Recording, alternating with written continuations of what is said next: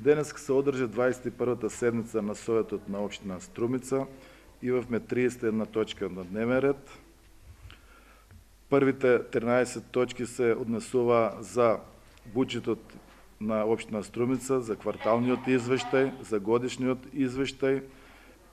завршна сметка на буџет на општина Струмица и извештајот за реализацијата на програмите на општина Струмица. Исто така имавме и извештај за работите и завршните сметки на јавните предпријатија Паркиралиште од Струмица, за јавното предпријатие Струмица газ од Струмица, за библиотеката Благо Јанков Вучето, извештај, финансов извештај и завршна сметка и програма за работа за дом за деца и млади и завршна сметка и извештај за работата на општинската јавна установа Отворен граѓански универзитет за доживотно учење Јоска Швестер Струмица 2018 година. Сакам да истакнам дека во 2018 година вкупните приходи во буџет на општина Струмица од планираните 1.071 милион 050.401 денари се реализирани 913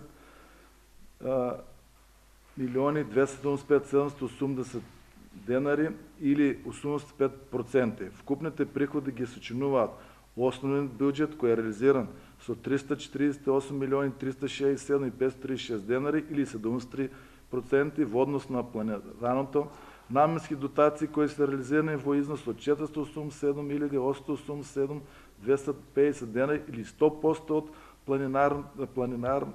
планираното самофинансирачките активности се реализирани во износ од 31 милион 522.340 или денари или 76% од планираните донациите кај кои реализираниот износ е 37 милиона 857.692 денари или 79% и во колоната кредити од планираните 10 милиони денари реализирани се 7 милиони 640.962 денари и 77% од планираниот износ. Со оглед на тоа дека во буџетот немаше пари од предвидените од продажба на градишно неизградено земјиште, морам да истакнам дека процентот од 85% е висок процент на реализација на извршување на буџетот.